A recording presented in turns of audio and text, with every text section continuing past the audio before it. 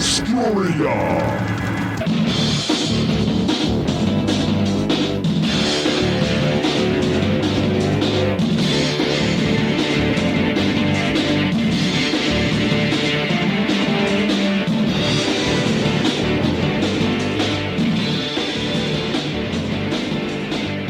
Welcome back, my friends, to the InObscuria podcast, a podcast where we exhume obscure rock and punk and metal, and we put them in one of three categories: the lost, the forgotten, or the should-have-beens.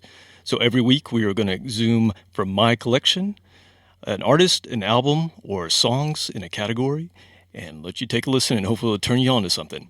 My name is Kevin Williams. I'm joined by... Hi, what's up? This is Robert Harrison. And Robert, how you doing, man? I'm not bad. I had a good dinner. I think we're ready to go. We're doing this one dry. We are doing this one dry. We have no sponsor that we've paid for. No sponsor. We're drinking water and coffee. I think that's all we have tonight. I'm on Java tonight, so hopefully my voice will sound very silky. Yeah, come on.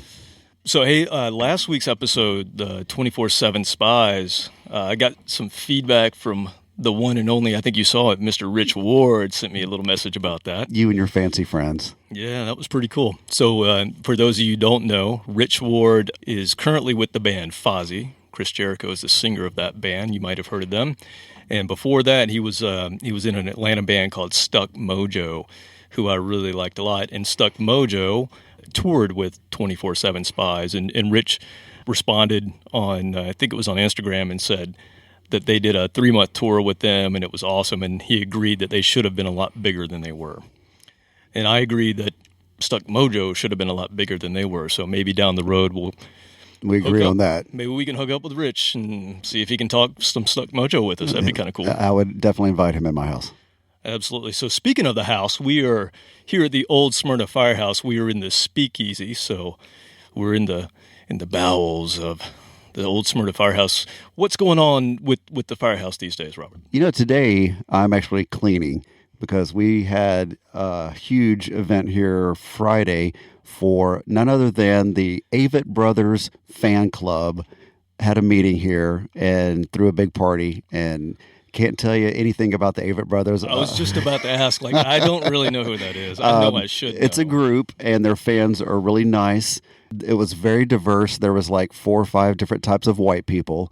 And they got along. Everybody was very well behaved. Just a real amalgam of cream. Middle America, from Denver over to maybe Kentucky, that area, and there was a few from Atlanta here. Man, yeah. So, but they had a good time. Apparently, they are in town, and these people travel around to see the Avett Brothers. So aren't they kind of like a Mumford?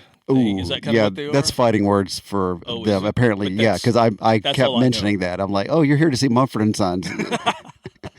That really... Did you fire up some millennials? Yeah, I think some people left some things in a closet that I didn't want to have in there. So nice. That was Friday, and then Saturday we had a huge art show, party, artistic performance. I'm using quotation marks on the radio or on the podcast, and it was fun. And so that ended about 4 a.m. So I'm just cleaning up all the glitter and the feathers from the feather boas that were here. So it was a fun weekend. I think as most people do after the weekend. Right? Yeah, just normal stuff went Glitter on. I mean, nothing different. Yeah. Of course, mine is because I have a 7-year-old and an 8-year-old girl. It's a very different, constant costume changes all throughout the evening. Well, hey, before we get going, I just want to mention some podcasts that got me into doing this whole thing, and please go follow these guys if you get a chance to go check them out, if you're not already. So, The Dummy Room, Pod of Thunder, Decibel Geek, Podcast Rock City, and might I add that on Wednesday of this week, which this episode will come out on Friday, so it will have already passed, but on Wednesday, I'm actually guesting on Podcast Rock City. They have a radio show. They do a live radio broadcast on Wednesday, so I'm actually guesting on that to talk some Kiss. Nice. So, yeah. Get some street cred out there already. Those guys are super cool. Cobras and Fire, Growing Up Rock, Rock Strikes 10, Kisstory Science Theater, The Podkiss, The Kiss Room. A lot of Kiss stuff going on here. Really? I didn't notice that. And then one that I've kind of gone back to and listened to every episode. They don't put them out that often, but Henry and Heidi, which is Henry Rollins, and I don't know if she's his manager or assistant or whatever, but Heidi is his assistant, and they have this really great rapport where they kind of take jabs at each other. But it's a really funny podcast. Go check out Henry and Heidi. They talk all things Henry Rollins, anything he's delved into in his career. Also, please come visit us at InObscuria.com. Like us, share us, recommend us, do all the social stuff. We're on Facebook, Twitter, and Instagram. So please go do that. And if you have any obscure bands that you want to know more about, then definitely hit us up on that. Yeah, I've actually had a few people hit me up and give me some suggestions for some things that they go, well, it might not be obscure enough, but here's this. And a couple of good ones. David Glenn sent me one that's a Japanese band that I didn't know that was from the 80s or I need to go check it out. But I went ahead and liked their Facebook page, but I'm going to check out the music. So thanks We have to come up with a prize or something if you actually stump Kevin, because that's a monumental feat. I've never been able to do it. I don't know how hard it is. There's so many bands out there, but we'll see. So every week, I find some way to reach out to the other world to try to find out what the theme of the week is, what bones do we need to go dig up, who do we need to resurrect so that we can let you hear about them. So this week, I went to get some Chinese food, and I got my fortune cookie, and I thought, you know what? Let's see if the fortune cookie can reveal this week's Oh, the suspense. theme. So let's try it. I'm going to open it up. I have no idea what's going to say. Okay, unrolling it. Can I have the cookie when you're... Never mind. Yes, you can eat the cookie. Or the nookie. All right, so the fortune cookie, wow, this is very apropos. You know what it says? It says, you will influence others to purchase new rock and punk and metal. What? How about that? What a It's coincidence. Very specific. What that's restaurant did amazing. you go to? I want to hit that up. So this week, what we're going to do is we're going to have a Black Friday special. Nice. This show comes out on Black Friday, so if you're out there shopping, I'm going to give you some things that were released this year. So these are definitely in the should be category, the should have been, the should be. Things that I think should be a lot bigger than they are, and I think you need to go support these bands and buy this music for whomever you're buying records and CDs or digital music for, okay? So these are all from 2019. And these are all available for purchase. These are all available for purchase. Some of them may be a little bit harder to find than others, but you can always reach out directly to the artist or go to their site and go to their stores on their websites. Just knock on their door and just show up one day. You can just find them. You know, Google's amazing. Exactly. So, all right, so we're going to jump into the first one, and I'm actually wearing a T-shirt for the first band we're going to play. It says sheep. It does not say sheep. I don't have my It glasses. says sheer mag. It does not say sheep, okay? Sheer mag. So I actually saw these guys maybe 2 months ago. It's a band from Philadelphia. They have I think this is officially their second album, but they've had some previous releases. But so officially from their second album called A Distant Call. They're kind of in between. It's kind of 70s rock. Like I can hear bits of Thin Lizzy, but I also hear bits of punk, and I hear bits of kind of 80s music. Their first full-length album was very 70s sounding to me, but it had this kind of punk street edge to it. And then this one that just came out is very much an homage to the 80s. And they have everything from like a hair metal sound to like a Fleetwood Mac 80s sound, not a 70s Fleetwood Mac, but like a 80s. So it's like it kind of stretches that whole spectrum of rock from the 80s. It's And this is very from cool. this year. It's from this year. It's a new band, but I can tell that they have these influences, although they're probably a lot younger than we are. So I don't know what they actually remember from the 80s or if they've just studied the music and grown up with it. But they were really awesome live, great live band to go see. And actually in 2015, Rolling Stone actually called them one of the 10 artists you need to know. So they've had some accolades, and they've been on Late Night with Seth Meyers in 2017. And then this album actually came out in August. So I think I saw them maybe a month after the album came out, and they sounded great. So this is off of A Distant Call 2019. Check it out.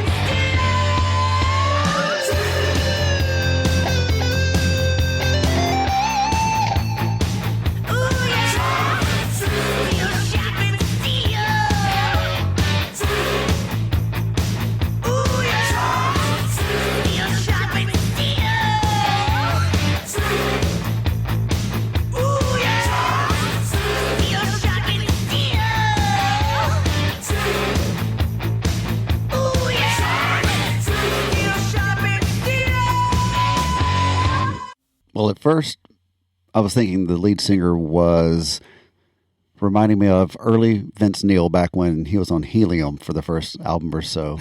Too Fast for Love. A little too fast for love, either one. I mean, that's full on early 80s Right? tribute right there. Yeah, It totally. was before things got really silly and out of hand towards the late 80s, but all the good hair bands that I like in their early days, this was definitely more of the sound before it was completely overproduced. Yeah, and if you look up the album cover, it even looks like something that came out in like '82. It just has that, I don't know, kind of pedestrian neon colors, and I don't know, it's cool. I like It it. was right before the Trans Am was restyled into the 80s version. Right. Yeah, I mean, that's definitely one of the heavier songs on the album. Like I said, it kind of runs the gamut. There's some softer material on there as well, but they always have this kind of street sort of punk sound to them as well. So they have a bit of grit to them, which to me adds to their overall appeal. And the live show that these guys put on is amazing. They had 3 guitarists when I saw them, and they were at 529. I don't know if you've been there in East Atlanta, and it's an okay sized stage, but for the amount of people they had on, they had 3 guitarists, a keyboardist, and I want to say maybe he was the 3rd guitarist. He played guitar and did like keyboards, and then they had, I think the bass player and the guitarist were brothers. So I keep finding bands where there are siblings for some reason. It seems like we've had a few bands on this program that are sibling bass. It's just easy. You've got an idea and you're like, hey, I need somebody to fill this instrument, jump on board. I guess it's a thing. I never experienced that. But I'd like to hear more of that. I mean, I'm generally going to be more excited about the heavy stuff, but judging by what I heard on that track, I'd love to hear the rest of it, even the softer stuff. Well, even the softer stuff, her voice has that same grit to it. Mm-hmm. She's just got this very unique voice, which I really, really like. I could see where some people might hear it and go, not for me. Yeah. But I like it a lot. So there's, certain singers that they just have such a bizarre voice that either you like it or you love it. I like it, or like it or love it. Either you love it or you hate it. I think that's where I was actually going with that. You could go with that too. Yeah, that's where I was actually going. I understood you. It's okay. Edit that out. Okay, so let's move in, still talking about siblings in bands. So the next one I'm just going to jump into is a band that consists of 3 brothers from Missouri. And this is a band called Radkey, which happens to be their last name. And the reason that I even came across this band was I think it was on iTunes or Amazon One, just kind of flipping through, looking at new material, and I saw a band's album that had a logo that looked very similar to the Scorpions. It was the same lettering as the Scorpions, but it said Radkey. So if you know what the Scorpions typeface, what that lettering looks like, it's very unique. And it just popped out at me like, wait a minute, that's not the Scorpions. That says something else, and it's Radkey. So they actually kind of borrow the Scorpions logo for their own band, which I think is kind of cool. And it kind of says where they're coming from too. So they're mainly a punk band, but they definitely have some classic rock influences. And when I looked them up to find out a little more about them, they've actually gotten some fairly good press. In 2011, I guess they were really young then, they opened for Fishbone. And while Fishbone's not a huge band, they have a huge cult following, and a lot of people love Fishbone, including myself. That was a fun show. But that's pretty cool. Yeah, it was a totally fun show. And since then, they've played with Jack White, The Offspring, Descendants, Local H, a lot of really cool bands. They've done festivals. They've done South by Southwest, Afropunk. They've done the Download Festival in England, which is pretty big. They've done Coachella. So they got some stuff going on. They've been to Japan. So they got a lot of cred for a young band. They have a lot of EPs, a couple of albums, but I think it's a really good mix of kind of the poppier punk mixed with classic rock, and they don't always have that really fast tempo. They kind of switch it up. So I don't know. I think it's really cool. I think everybody would enjoy it, and I think everybody needs to hear it. And this happens to be a song off their 2019 release called No Strange Cats, P.A.W. This is a song called St. Elwood. This is a little bit slower tempo for them, but I think it's a really cool song. This is Radkey.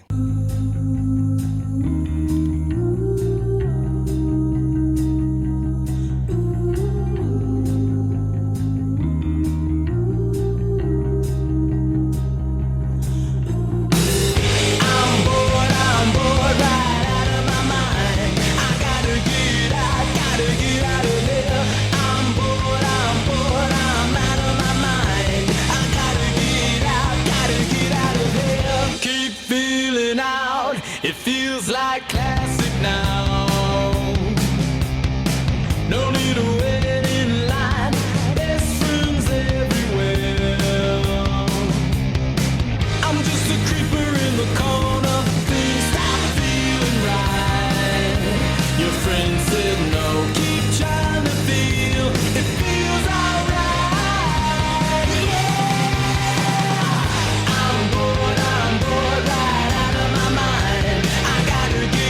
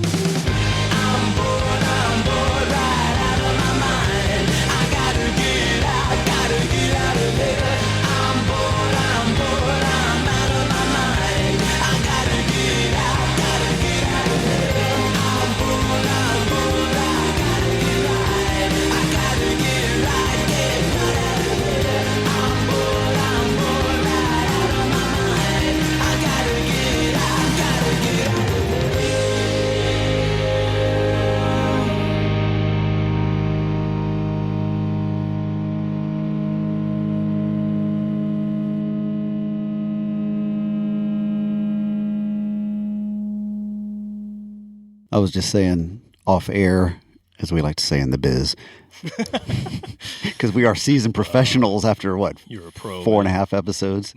Pretty amazing. That some of the guitar work reminded me of a little heavier Weezer. I mean, I shouldn't say heavier Weezer because their recent single that came out was an homage to Eddie Van Weezer, which I love. I mean, I love it too. Don't get me wrong, I love that song. I want to hear more of that. But yeah, it was. I mean, a little bit of '90s pop alternative in there, which I like as well. That's perfectly fine with me. Did you notice the hint of Glenn Danzig in his voice? A little bit of angry mother. A little off key, but not too bad. Not nearly as bad as Glenn. I like it. Like I said, they have several EPs out, and some of the EPs even have the same songs on them. So I don't really know why bands do that when they're doing digital releases. Short attention span. That's all. Like we're done. 4 songs. Maybe remixes. That's all I want to do. I don't know, but check out that one. It's really good. Go check out their website. Again, I'll post all the sites for these bands, and go get the vinyl. All right. So next up, I'm going to go to Nashville, Tennessee. That's a long drive. At 4:00 in the morning, it's a long drive. It is a long drive when you're coming back from a gig. That's what I was referring to. You are right. I forgot about that. You lose that hour too, or at least we do. So this is interesting. People a lot of times ask me, where do you find out about these bands? This is one of those Facebook ads that actually worked on me. This band popped up in my Facebook feed, and it was an ad that they had, and they had a little bit of the song that I'm going to play. They had a little bit of a video with it, and it was introducing this band. And they've put out other releases, but this is their first, I think, major release that they've had. And it's not on a major label, but it's a first one that I think they're promoting heavily like they are. But it's a progressive stoner/doom band from Nashville. So kind of that stoner rock. Doom. Yeah, kind of that stoner metal I'm thing. so high and the world is ending, and I don't care. Well, all of their previous albums, including this one, they all kind of have sci-fi themes and nice heavy crunchy guitars. I would put them in the stoner category. I don't know where they put themselves, but I'd say progressive stoner doom. Wow. I think that explains it perfectly. And if you don't know what I'm talking about, well, then you just need to listen to it.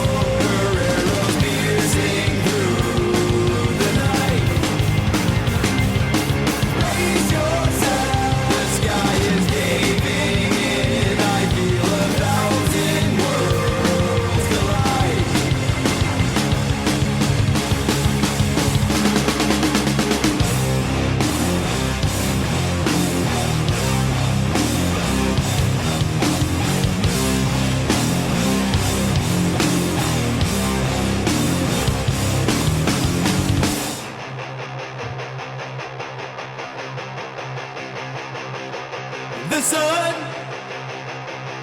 breaking through the darkest cloud, calling out just to hear my voice. Endless way carries away.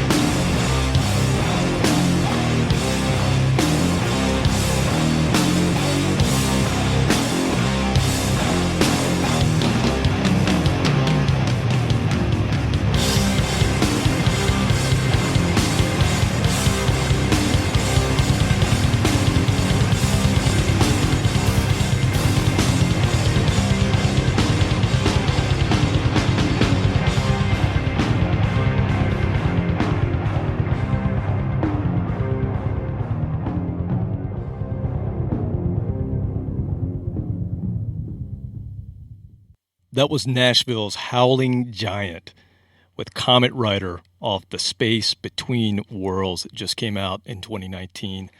I love that song. I like it too, and your description was pretty spot on.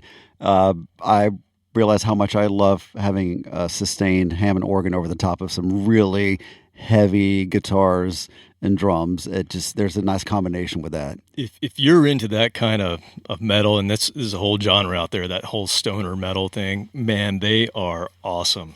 Because people that like Baroness or Mastodon or ASG, which is a band from North Carolina, this is a band from Tennessee. Something about Southern bands playing that Black Sabbath influenced music, I don't know, it just really works really well together. Any Southern band I've ever heard that's doing that kind of genre of taking what Black Sabbath did and just making it swampy, I love it. It's the humidity. It's got to be the humidity. It's what happens.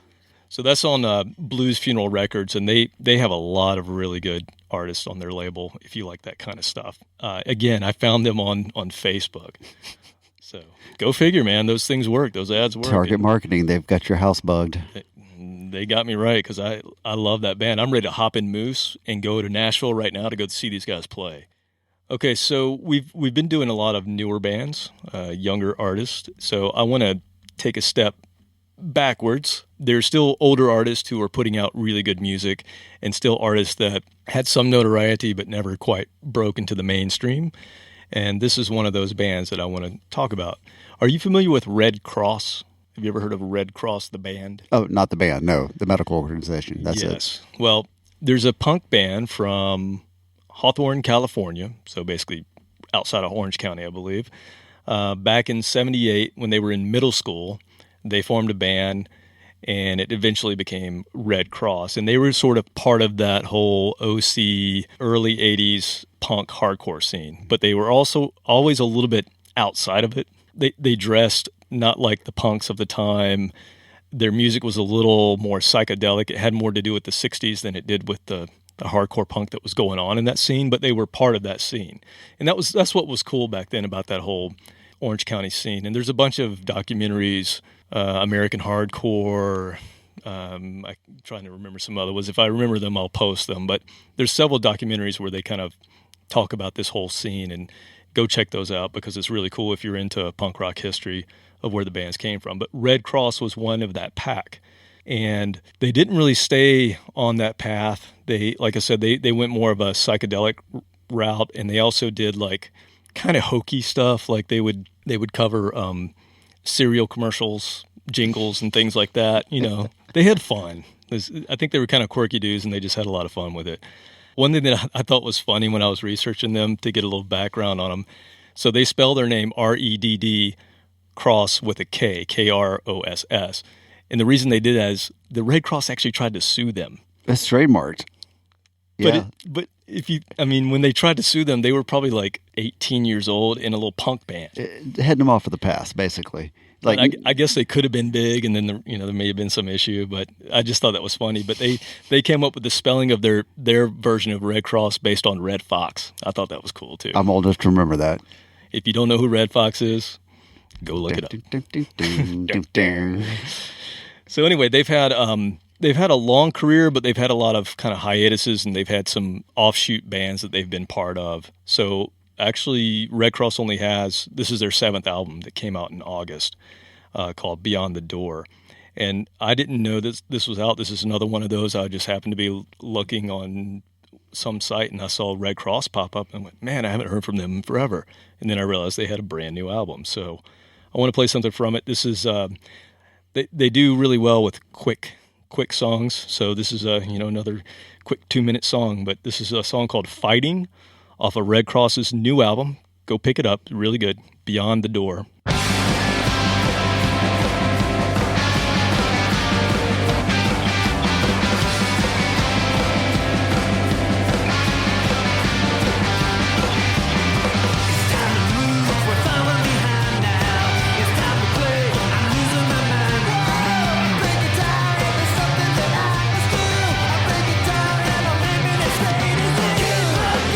Sing a deep song, he's got a what's to sing along.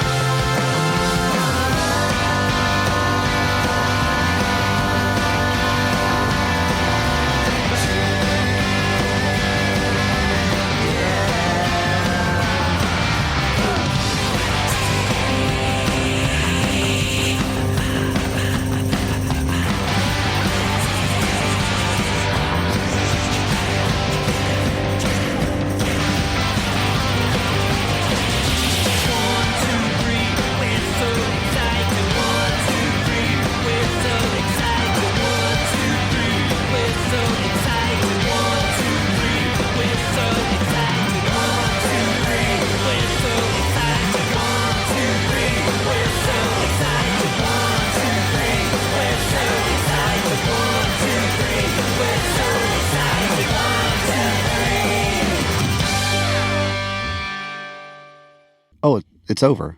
Call me off guard. It's not enough time to go out and have a smoke and come back, is it? Not at all. Was that 2 minutes, 20 seconds? Hit it and quit it. There are times when that's perfectly fine because in this case, it left me wanting more. There's no sense trying to add in a guitar lead and 2 more courses just to fill out the extra 1 minute to get you a single. But I mean, I think only one I remember like that's Blur, that they had their biggest hit here in the States. It was around 2 minutes. But I mean, it's a fun song. I like it.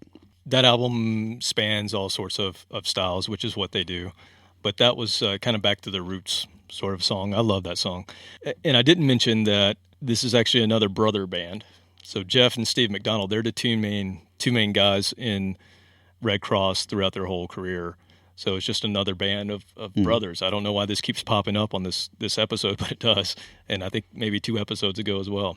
The other thing I wanted to mention is the original band had Greg Hetson in it, who some people may know if they know their punk rock. He was in the Circle Jerks and also a longtime member of Bad Religion. I just thought that was a cool little tidbit. Their first gig also was opening for Black Flag. So again, it was that whole California early hardcore scene. That's actually when I got into music. So that whole scene means a lot to me. All right, so now I want to get into some metal. Nice. We've done some punk. Now I want to do some metal. And this is a band that some may say does not belong on this program because they're not obscure enough. What is that line? We have to draw that line eventually. It's your call. It's your call. It's my call. My opinion is you only know this band, and you're going to know them, but you're going to know them because of another band that got mega huge. Not Megadeth. Okay, not that one. But there is a connection there. Okay. Well, it is a hint. So Metallica has covered not 1, not 2, not 3, but 4 of this band's songs throughout their career, and they still play them almost every concert. Mm-hmm. The one that they play the most is a song called Am I Evil? Yes. I'm talking about Diamond Head. And so they're a band from England. They were part of the new wave of British heavy metal. They came about in 1976, and they're considered one of the founding bands of the new wave of British heavy metal. And if you don't know what that is, it was a whole movement that really established what we know today as heavy metal. Before that, it was just considered hard rock. I would say Judas Priest kind of kicked it all off because they were a couple of years before the rest of the pack of the bands. But bands like Iron Maiden, Saxon, Def Leppard, they were all considered at their inception part of the new wave of British heavy metal. And Diamond Head was one of the leaders of that as well. And I think you could probably also throw Motorhead in there. But Diamond Head never really got their due. And the reason that people know who they are outside of England is because of Metallica. Why do you think they didn't really translate well into the States like other bands did? Well, I tried to look it up because it's weird to me that they didn't. Even after Metallica played some of their songs, I thought they would have had a resurgence. Mm-hmm. But that didn't really happen. They tried, and it just didn't work out. I think they had some issues internally with the members of the band. And then I think they didn't really have a proper support team behind them. When I was looking into it, it looks like the lead singer's mother was their manager. Oh, that's always a good idea. Yeah, so they didn't have like a strong team that promoted them. It seemed like they were doing everything kind of DIY. DIY. Let me try that again. DWI sometimes. DIY. Tongue tied here tonight. And then the other thing that they did was they released an album in '83 where they tried to capitalize on what was going on in 1983, which completely strayed. It was an album called Canterbury. I don't think it's horrible, but it's very commercial. It's not disco, is it? No. Okay. They were trying to do like a Survivor Loverboy kind of thing to go from doing what they were doing, which was the advent of thrash metal, influencing Metallica and Megadeth and all these bands that became huge, to then playing something that's much lighter. Probably not the best idea. And they actually broke up after that '83 album, so they shot themselves in the foot there. Metallica covers them throughout their career, so Metallica's just getting going by the time these guys are kind of calling it quits. And then they come back, and for whatever reason, they can't really make a go of it. Now, I will say in the last since 2007, they have put out really, really strong material. And I would say their best material that they've ever put out. I think their early recordings are a little, not the best quality, not the best production quality. And ever since 2007, when they came back, and they've had a couple of different singers since the first singer left, they've sounded really, really strong, and they've gotten stronger and stronger with each release. And the release that came out this year is amazing.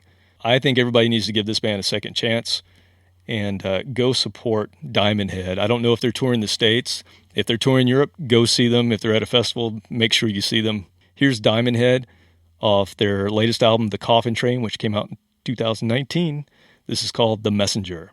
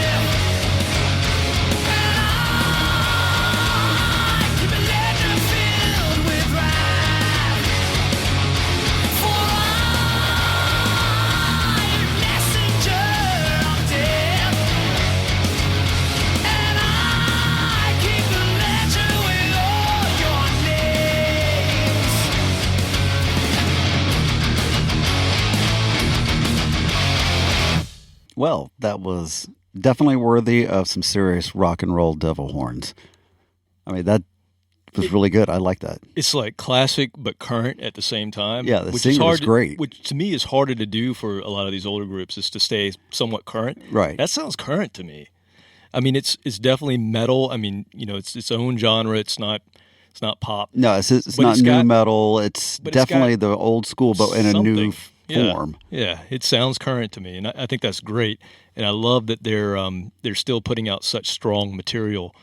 I read somewhere that Brian Tatler, the guitarist, said that a lot of his income, or most of his income, still comes from Metallica. I was going to say, after 3 cover songs from Metallica, 4? Okay, And so some have been re-recorded several times. So Yeah. they have a couple releases with the same songs. that'll buy you a swimming pool or a extra sports car here or there. So he's definitely putting the money into the recording, because it sounds amazing to me.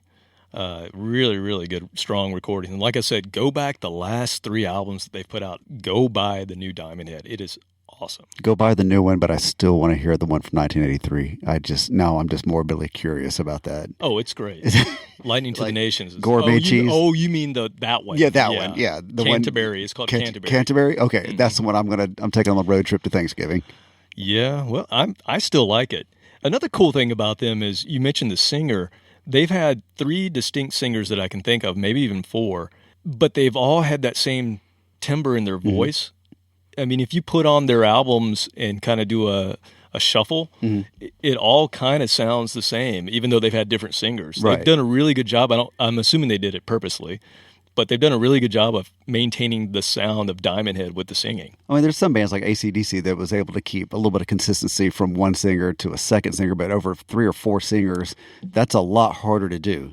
Exactly. Yeah. I don't know. Go check it out, and maybe your ears will hear something different. But to me, if you put shuffle on between all the albums since '83 to now, or since '80, the first one came out in '80 actually. I don't know. It's very similar. Moving back over to the punk rock spectrum over here, and I want to go to a '90s punk band that our good friend Jeremy Zamora introduced me to. He was the guitarist in one of my bands, by the way, and also Robert and I played with him a few years ago. And one of his big influences is this band, who, if you go see them live, I mean, they pack out houses. It's not like they're super obscure, but again, this is a band that in that world they're known, but outside of that punk rock world, they're not as known as I think they should be, because I think they write really great songs. And the band I'm talking about, they're called Hot Water Music. Yes. And I'm sure you've heard of I've heard Jeremy. Jeremy talking about them. Yeah. I've been in 2 bands with Jeremy, and you can just hear it. It just oozes out of him. He has that, when you hear this song, you go, yep, that sounds like Jeremy. It's definitely an influence of his, and he wears it proudly. So they're a band from Gainesville, Florida. Florida band. Never That's mind. right. It's That's the yeah, wrong. you always get the isn't that wrong town. That's It's the wrong town for yeah. you. Yeah. Yeah, Well, that's not it. yeah. Well, are there any punk rock bands from Tallahassee? No, it ended with Jim Morrison. He spent like a month and a half in Tallahassee, and that was the last good musical group we had. Well, that was a while ago. Well, there's some great punk rock bands actually from Gainesville, and Hot Water happens to be one of Oh, them. Creed. I forgot all about that. That's the only band that I know of that's from Tallahassee is Creed. Yeah, I wish you hadn't have mentioned that. We don't normally claim that. Okay. Hey, you know what? To each their own. Whatever. Hot Water Music, again, not super obscure, but they've been around since the early 90s. They've had a couple of breaks in their career as well, a couple of times where they took a few breaks to do solo albums or other bands. But they've had 8 full-length albums, and this is so punk rock. They've had 28 EPs or splits. Wow. That is so punk rock. A lot of punk rock bands, if you don't know, they do these splits where they'll have one side of one band and one side of another. And it's just a thing that's done in punk. And of course, if you're doing it all on your own, it helps save money. Mm-hmm. 2 for 1. Exactly. But 28 EPs and splits, that's amazing. That's prolific. It is. They have, their 2 guitarists are actually both lead singers, and they both have voices that to me sound like they gargle rusty nails. Ooh. I mean, they have the throatiest of throaty voices, really, really good. But I can see where if you're not accustomed to it, you may not dig it at first, but give it a chance. Really, really cool vocals. One of the guys, Chris Wallard, he took a break for health issues in 2017, so they've recorded this EP that came out this year without him. I think it's the first release without him. But it still sounds great, and the other singer, Chuck's, doing all the singing, I believe, on this one. But this is Hot Water Music off of an EP that came out this year, 2019. The EP is called Shake Up the Shadows. I'm going to play a chant song. You're going to get into it. You're going to scream it. It's called Rebellion Story.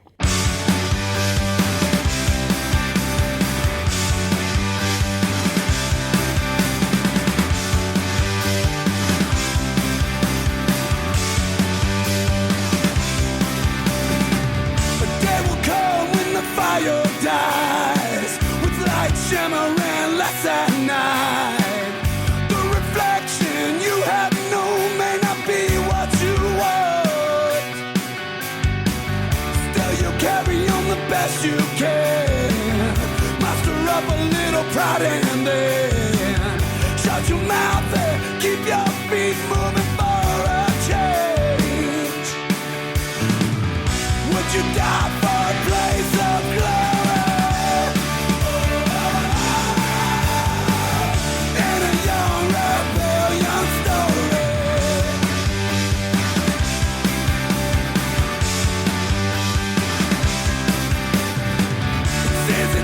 Better growing up, a little jaded, angry and cold, losing touch with the ones you love, whether you know it or not.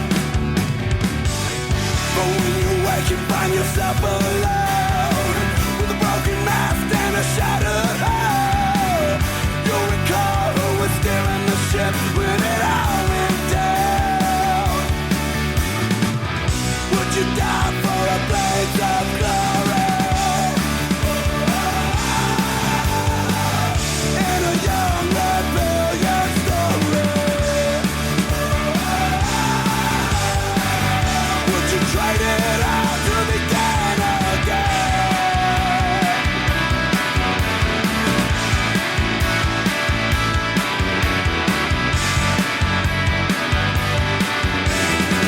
There's always something that you can't resist. There's always something that you can't dismiss.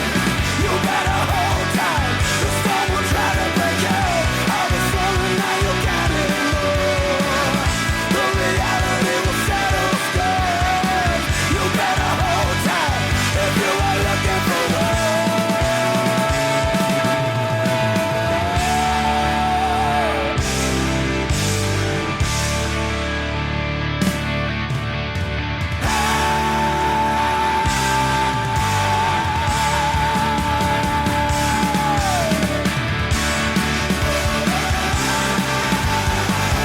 Would you die for a blaze of glory in a young rebellion story? Would you die for a blaze of glory in a young rebellion story?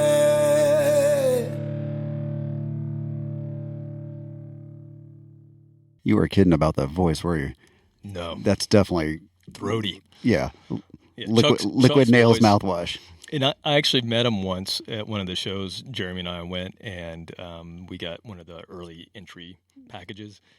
And I met Chuck, and he even has kind of in his speaking voice, he still has. Oh, a little bit of yeah, gravel. that's not a put on. I mean, that's coming from deep within his soul right there. I've always been very impressed with people that have voices like that are able to sustain it. I was going to say, to be doing it as long as he has. Yeah, I mean, there's Bruce Springsteen that sings like that sometimes, and he's been doing it for decades and decades. And I know when I just make up a voice sometimes, and I do it for 30 seconds, I'm coughing for an hour after that.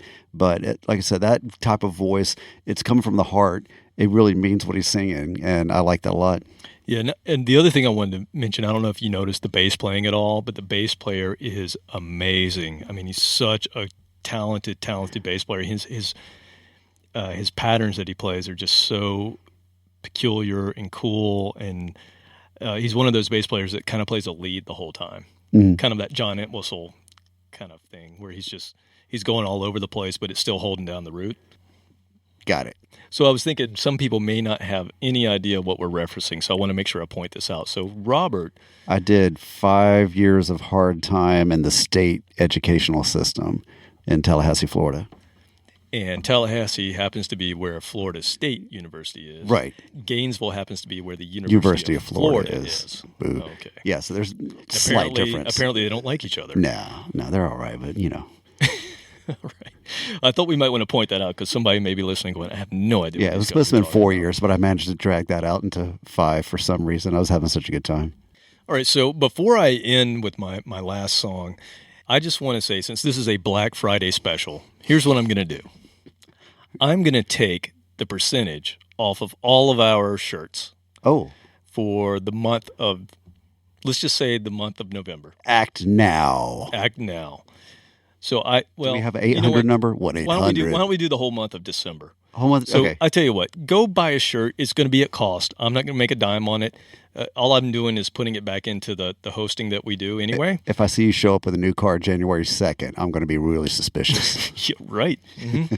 So anyway, head on over to redbubble.com and look up InObscuria, or just go to inobscuria.com and go down to the bottom and click the shop link, or go to Facebook and hit the shop now link. Are there stickers on there too? 'Cause There's I like all the stickers. sorts of stuff. We have great stickers. There's stickers, there's shirts, we have mugs, we have all sorts of swag, man. But buy So the shirts. Buy the shirt, and if you do, let me know and maybe take a picture, send it to us. We'll post it on Facebook. That'd be kind of cool. I had pretty somebody talk me out of my shirt, so I'm going to have to buy another one.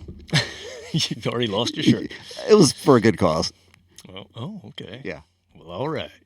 I think the first episode we did a rock and punk and metal episode. This is another one, rock and punk and metal mix.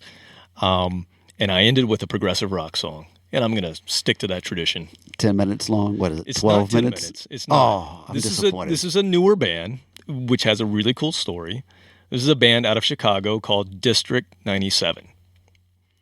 And they are a tried and true, they are a prog rock band. But they have kind of that newer prog, so it has a little more of a metal edge. Not a Dream Theater thing. They're a little different than that. They're more of a true progressive rock, kind of 70s influence band. But what makes them different is their singer was a top 10 contestant in the 2007 American Idol TV show. It's the second person we know who did that. Yes, that's true. And maybe we'll talk about her some other time. But this is a singer. Her name is Leslie Hunt. And when she was on Idol, I mean, I didn't watch it, but from what I know of American Idol, they basically sing pop songs. Yes. I don't know that they stray too far out of that. They do like R&B and pop and things like that. I didn't watch it. I think maybe I watched the season that Adam Lambert was on. I don't know what year that was, but I did watch that because I heard his voice and I went, okay, I need to check this guy out. And of course, he's gone on to do some really cool things with a band called Queen. Somebody might know who that band is. I don't know. It's a little Look, band. Maybe you have to look that one up. They'll be on Little band another from England. podcast, yeah. Yeah, maybe somebody will mention them on some other obscure podcast. But anyway, we're talking about Leslie Hunt and her band District 97. So they were a band, they were looking for a singer, and I guess she's from Chicago, and so they joined forces and they created something pretty unique. It's a prog rock band, but they have kind of some pop sensibilities, but it's not syrupy pop. I would say she even has an almost jazz background, I'm assuming, like a jazz singer background, which is kind of interesting. And a lot of their songs are based around novels or science fiction, so they always kind of tell a story with their songs, and this song's no different. So this is District 97 with Trigger off of Screens.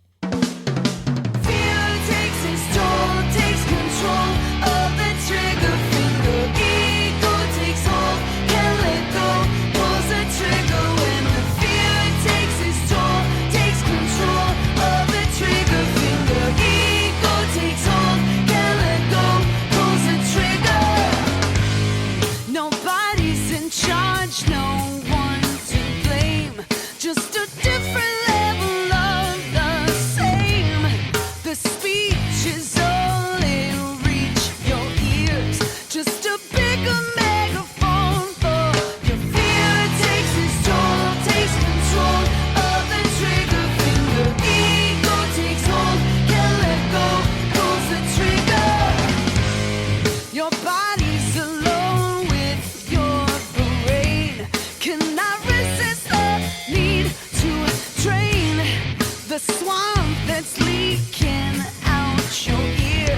Just another metaphor for your gut reactions and public tantrums.